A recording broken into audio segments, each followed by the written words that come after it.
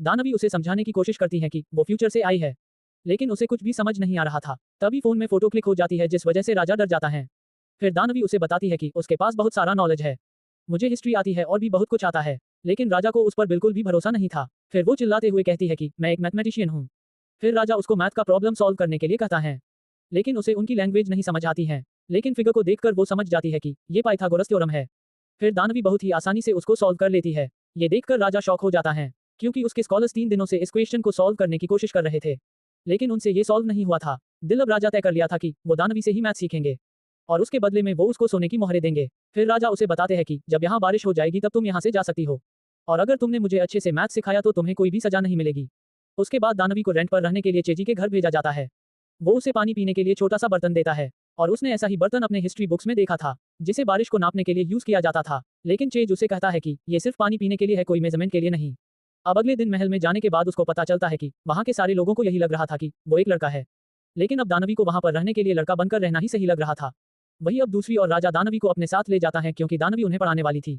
लेकिन अब राजा को पता चलता है कि सारे देश के अपने अलग अलग कैरेक्टर्स होते हैं, और सारे देश वाले अपने ही अल्फाबेट्स यूज करते हैं। लेकिन उनके देश में अब तक कोई भी अल्फाबेट्स नहीं लिखा गया था, और वो लिखने के लिए सिर्फ चाइनीज लैंग्वेज ही यूज करते थे। वही अब दानवी भी राजा को बहुत ही मेहनत से पढ़ाने लगती हैं, और साथ ही में वो उनका टेस्ट भी लेती थी। तब राजा नोटिस करते हैं कि दानवी उनसे बिल्कुल भी नहीं डर रही है, और वो उनकी आंखों में आंखें डालकर उनसे बात कर रही है।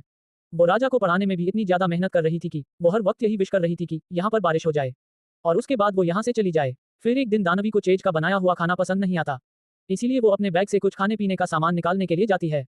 लेकिन तब पता चलता है कि उसके बैग में से एक खाने का बॉक्स मिसिंग है, जो कि राजा ने उसके बैग में से निकाल लिया था। लेकिन राजा को तो लगता है कि वो एक बॉम्ब है, इसलिए वो उसको दूर फेंक देते हैं।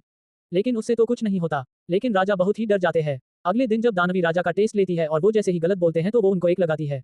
इस वजह से राजा को गुस्सा तो बहुत आ रहा था, लेकिन उनको दानवी से पढ़ाई करनी थी, इसीलिए वो अपने गुस्से को कंट्रोल करते हैं।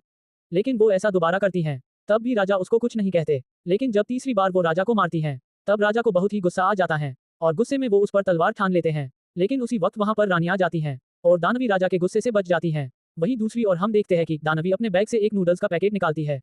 फिर वो राजा को चिढ़ाते हुए और उन्हें दिखा दिखाकर खाती है, लेकिन वो राजा को भी थोड़ा सा खाने को देती है। फिर राजा को उसका टेस्ट बहुत ही अच्छा लगता है, इसलिए वो उसके हाथ से वो खाना छीन लेते हैं। लेकिन खाना खाने के बाद में उनका पेट खराब हो जाता है।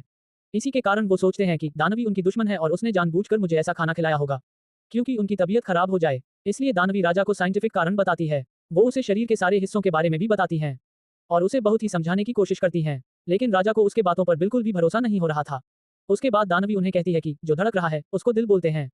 फिर राजा कहते हैं कि मुझे तो धड़कने की कोई आवाज सुनाई नहीं दे रही है। तो दानवी कहती है, जब आप किसी को पसंद करेंगे